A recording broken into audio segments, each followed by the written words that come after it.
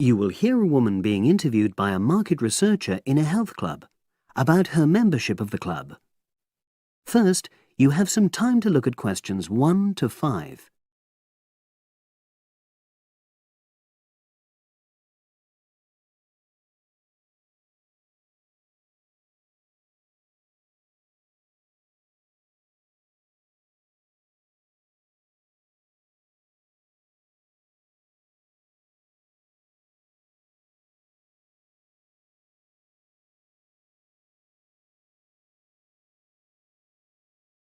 You should answer the questions as you listen, because you will not hear the recording a second time. Listen carefully and answer questions 1 to 5. Oh, excuse me. I wonder if you'd have the time to take part in some market research. What's it about? About this club and your experiences and opinions about being a member. It'll take less than 5 minutes. Oh, OK then, as long as it's quick. Can I start by taking your name?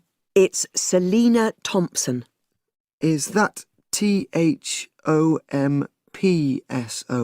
Yes. Okay, great. Thanks. And what do you do for a living? Well, I'm an accountant, but I'm between jobs at the moment. I understand. But that's the job I'll put down on the form. And would you mind my asking which age group you fall into? Below 30, 31 to 50, and above?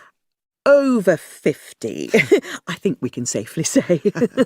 Great, thanks. And which type of membership do you have? Sorry, I'm not sure what you mean. Do you mean how long of... No, is it a single-person membership? Oh, right, no, it's a family membership. Thanks. And how long have you been a member? Ooh, let me see. I was certainly here 5 years ago, and it was probably 2 to 3 years more than that. Shall I put down 8? Oh, I remember now. It's 9, definitely. Sorry. No problem. I've got that. And the last question in this first part is, what brought you to the club? Sorry? How did you find out about the club? Did you see any ads? Well, I did actually, but I have to say I wasn't really attracted to the club because of that. It was through word of mouth. So you were recommended by a friend? Actually, my doctor. I'd been suffering from high blood pressure, and he said the club was very supportive of people with that condition, so I signed up. Great, thanks. Before you hear the rest of the conversation, you have some time to look at questions 6 to 10.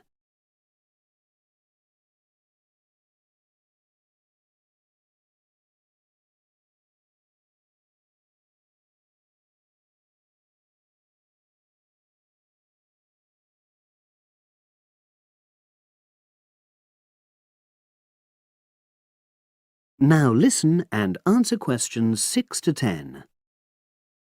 Now, for the second part of the form, I want to ask a bit more about your experience of the club. Sure. How often would you say you use the club? It varies enormously, depending on how busy I am. Of course. But on average, per month? I'd say it averages out at twice a week. OK, so 8 on average. Yeah, and 4 of those are aqua aerobics classes. That leads me to the next question. Would you say the swimming pool is the facility you make most use of? Fair to say that, yep. Right, thanks. And are there any facilities you don't use? One area I realise I've never used is the tennis courts. And there's one simple reason for that. You don't play tennis? Actually, I'm not bad at it. Oh. It's that I'm not happy having to pay extra for that privilege. Oh, right. I've made a note of that. Thanks. Now, in the last section, are there any suggestions or recommendations you have for improvements to the club? Only about health and fitness? Anything at all? Well, I'd like to see more social events. It isn't just a question of getting together for games or classes, but other things, you know. Yes, sure. And another thing that I was thinking when I had my yoga class in the gym last night, we were all sweltering in the heat, was that I think they should put in, well, you know... Air conditioning. That's exactly what I mean. The rooms are really light and well designed, but they do need proper installations. Sure. Well, I've made a note of that. Good. So, is there anything else you'd like to suggest? About quality of service, for example? Oh, everyone's very nice here. They couldn't be more friendly and helpful. Oh, but I tell you what, it's a shame the restaurant isn't open in the evening on Saturday, and Sunday as well, for that matter. Oh. So, the club should... Open it later on those days. OK. Well, thank you very much. That's all the questions I have. That is the end of part 1. You now have half a minute to check your answers.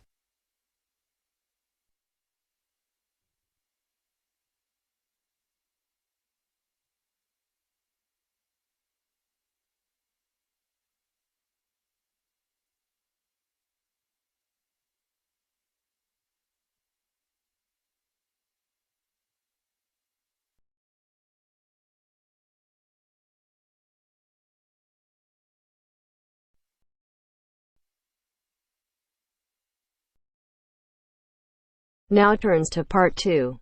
Part 2. Listen to the whole survey in the correct order and answer the questions. First, look at questions 11 to 14.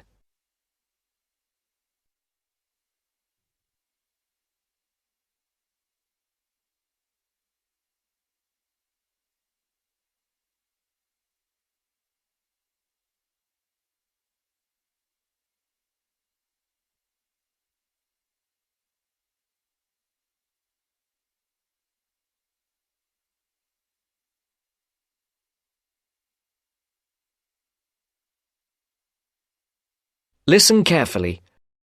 Excuse me. Good morning. We're students from St Anne's School and we're doing a class survey. Have you got 5 minutes to answer a few questions? I suppose so. What are the questions about? About spending habits, people's attitudes to money and what they spend money on. Well, yes, OK, but only 5 minutes. Thank you. OK, first of all, if you don't mind answering, what income band are you in? You just need to say low, average or high. Oh, that's difficult to say. I don't know how much everyone else makes. I'm certainly not poor, but I'm not rich either. Certainly not after I've paid all my bills. Shall we say in the middle then? Yes, I think so. And how much money do you feel you have to spend? You said that you have to pay a lot of bills. Yes, I feel that I don't have very much. I earn quite good money, but it doesn't feel like that most of the time. I guess everyone would like to have a bit more money, though. OK, so what do you spend most of your money on? Well, most of it goes on monthly expenses. I've got a big mortgage on my house, and my children's school fees are very high. After I've paid for gas and electricity and water, and all the insurance on the house and my car, I don't have much left. I like taking my wife out to a nice restaurant once a month, but I don't very often buy clothes. Oh, and I collect radios. Old radios. That's my hobby. And how do you usually pay for the things you buy? I use my debit card for most things these days. I have 2 credit cards, but I don't like using them. I prefer to pay for things immediately. Otherwise, I feel I'm getting into debt. I pay my bills online or over the telephone. I usually have between £10 and £20 in cash with me to pay for emergencies, taxi fares and that kind of thing. Before the broadcast continues, look at questions 15 to 20.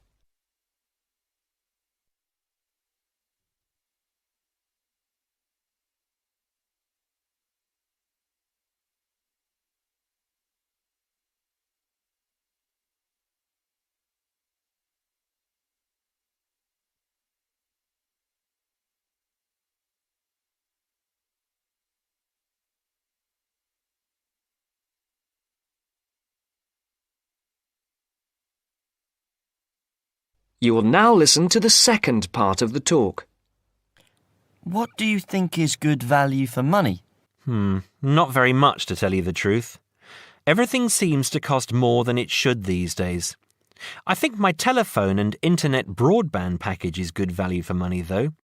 That's my telephone line, any number of national calls and unlimited internet use for only £22 a month. I think at least one member of my family is online for an hour or more every day. I think £22 is a very good deal. And what do you think is a waste of money? Personally, I don't understand why anyone buys a new car. They are so expensive, and as soon as you drive them out of the showroom, they're worth £3,000 less. Perhaps I'm just saying it because I can't afford a new car myself. But to me, it seems so much more sensible to buy a good second-hand car for half the money. Do you ever buy anything you can't afford? Yes, I collect radios, old radios. I have 9 now, and they're quite expensive. I paid £350 for a 1950s radio last month. I didn't have much money for the rest of the month after that. My wife thinks I'm crazy, but it's important to treat yourself occasionally, don't you think? My wife buys nice perfume and lots of clothes, and I have my radios. OK, so finally, would you say that you're a spender or a saver? Well, as I said, I don't really have much to save, but I guess I'm a saver rather than a spender. It's good to enjoy money if you have it, but you must save for a rainy day. You never know what will happen in the future. Thank you very much for talking to us. Have a nice day now. That is the end of part 2. You now have half a minute to check your answers.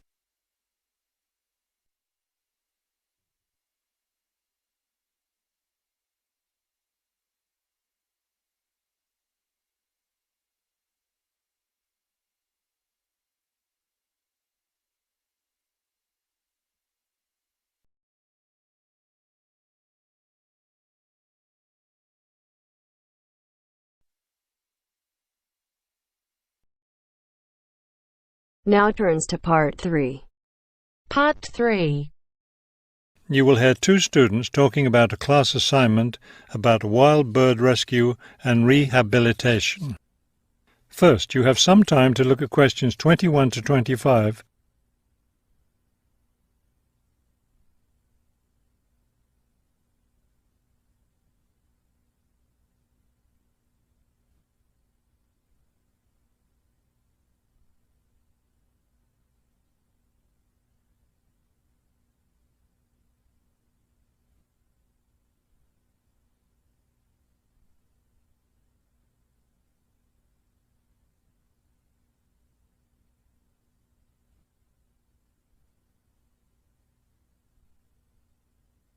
As you listen to the first part of the conversation, answer questions 21 to 25. Okay, let's go over the requirements and see what we have left to do. Let's see. We have to give the professor a written summary of the information we've gathered on our topic, wild bird rescue and rehabilitation. The other written thing we have to turn in is a case study of the rehabilitation of one bird. We have the information on that already. Right. All we have to do is write it up. What about charts and graphs? Do we need to include something like that? I don't think so. They aren't really relevant, but we do have to turn in a list of the resources we used. Naturally. What about videos? I heard some of the other students were doing that. Well, I guess that must be optional, because I don't see it on the requirements list. Okay, we should start planning our class presentation, since that counts for half the grade. We've looked at lots of sources of information, but I think our best source was the interviews we did with the wildlife rehabilitators. Agreed. That and the journal articles. I think we have enough information from those 2 sources for the presentation anyhow. The books we looked at weren't all that helpful. I wonder if we should try to bring in some live birds for the presentation. That would be too difficult, don't you think? But we have lots of photos of rehabilitated birds. We can show those.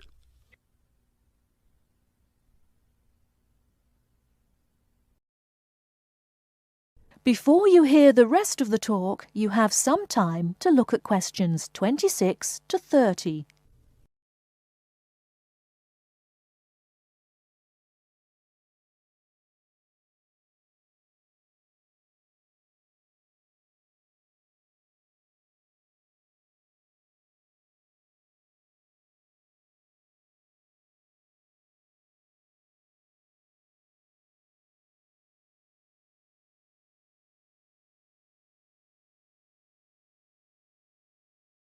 Now listen and answer questions 26 to 30.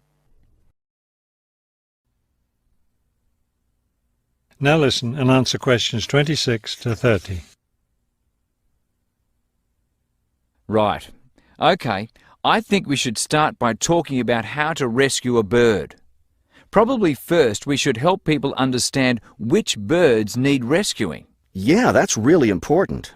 Because a lot of times people see a baby bird that's all alone, or they find a bird sitting on the ground and they think it needs to be rescued. And usually, those are just baby birds learning to fly. So we should emphasize that people should only attempt to rescue a bird that's clearly injured. For certain kinds of birds, the rescuer needs to wear protective gloves because some of those birds have sharp claws and can tear your shirt, or worse, injure your face or some other part of your body. Yes, that's an important point. OK, next, let's tell people to put the injured bird in a box with good air circulation. We should let them know that a cage isn't necessary, and a bag, especially a plastic one, could hurt the bird more. Another thing we need to say is that the best way to help the bird stay calm is not by petting it or talking to it, but by leaving it completely alone. Then people should take the bird to the bird rescue center as soon as possible. Right. And we should also point out that when they're driving the bird to the rescue center, it's better not to play music on the radio or talk loudly, because those things just stress the bird. Yes, it's better just to speak quietly while you have the bird in the car. Okay, we've got that part covered. Next we should talk about what happens at the rescue center.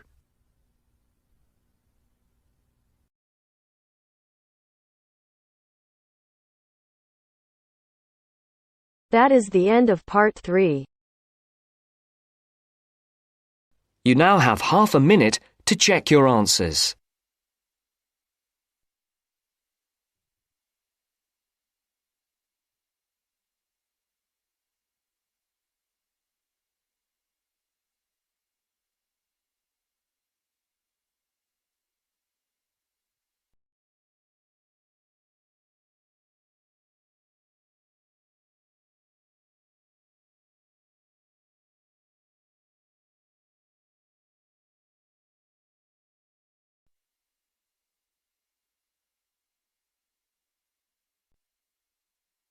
Now turns to part 4. Part 4. First, you have some time to look at questions 31 to 40.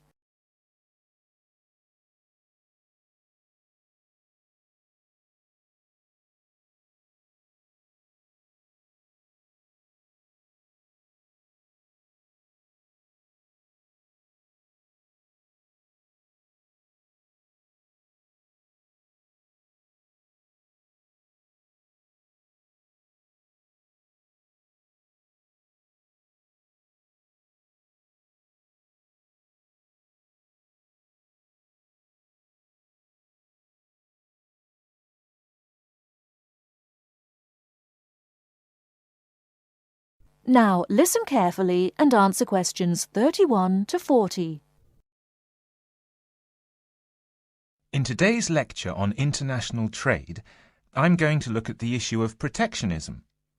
I'll start off with a definition of protectionism and then go on to look at the methods countries have used to protect their economy. Following this, I'll look at the advantages and disadvantages of protectionism when compared to free and open trade. So let's define protectionism. Protectionism, at its simplest, is the opposite of free trade. It is the practice of protecting domestic industries from foreign competition by using import duties or quotas. Options available to protect the economy are tariffs, embargoes, subsidies and quotas. Let's examine these in turn with some examples. Tariffs are one form of protectionism. It is a tax which is applied to imported goods, but not to home-produced goods. The idea is to make the imported goods more expensive than the home-produced ones, so that consumers buy home-produced items. An ongoing example of protectionism via tariff is between Britain and the USA. Britain buys most of its bananas from Commonwealth countries, largely in the Caribbean. However, the USA owns banana plantations in South America. In 1999, Britain refused to buy bananas from South America, so the US government put tariffs on some British-produced goods. The most famous example was a tariff of 100% import tax on wool products from Scotland brought into the United States. The next method of protectionism is embargoes. An embargo is a complete ban on the import of certain goods. For example, following the Cuban Revolution in the 1950s, the USA banned the import of Cuban cigars. Unfortunately, Cuban cigars are the finest in the world, and there is consequently a thriving black market in Cuban cigars in the USA. As we can see in the example, embargoes can lead to a black market, or unofficial economy, if people want the goods badly enough. Subsidies are a way governments support industries at home with money or tax breaks in order to allow them to compete better with foreign companies. In 1994, the French government provided its national airline with a £2 billion subsidy in order to help it compete with low-cost airlines. However, subsidies can have the effect of making home producers uncompetitive and inefficient. Finally, let's look at quotas. A quota system allows a certain quantity of goods to be imported from other countries. The European Union has had quotas on textiles and clothing for decades to protect its textile industries from developing countries, especially India and China. Understandably, developing countries say that this is unfair and against the principles of free trade. Let's move on now to the arguments for and against protectionism. For trade to flourish between countries, the benefits from trade need to be equally balanced. Where a country feels that it's not getting a fair share of the trade, or that it is somehow disadvantaged, it might employ one or more of the methods of protection. There are at least 4 arguments that may be given for using protectionism. Firstly, to protect employment in the home country. The simple view is that if imports are stopped, then jobs will be saved and even created at home. Secondly, to prevent unfair competition. It is often said that developing countries have the advantage of cheap labour costs in their countries, and that they use this to undercut the price of the same goods produced in richer nations. A tariff might be applied to even out this imbalance. Thirdly, to protect new industries. A new industry, particularly one in a developing country, might not be able to compete with long-established industries elsewhere. Tariffs and quotas give new industries the chance to build up production to the point where they can compete. Fourthly, to raise money. Tariffs were once used as a way of raising revenue for the government. In modern countries, they are now seldom used for this purpose, as the damage to trade often outweighs any immediate benefits. Now for the arguments against protectionism, which are perhaps simpler to summarize. Although trade restrictions might help a country for a short period of time, their overall effect is a negative one. Restrictions affect the flow of trade, and the more countries employ restrictions, the less trade can flow. In the long run, no one benefits from trade restriction, because if one country puts restrictions on another country, the other country then puts their own restrictions on the first country. This affects the first country's exports, and as the country finds it difficult to export goods, then unemployment is the result. So, protection tends to help only the protected and can hide inefficient manufacturers. That is the end of part 4. You now have half a minute to check your answers.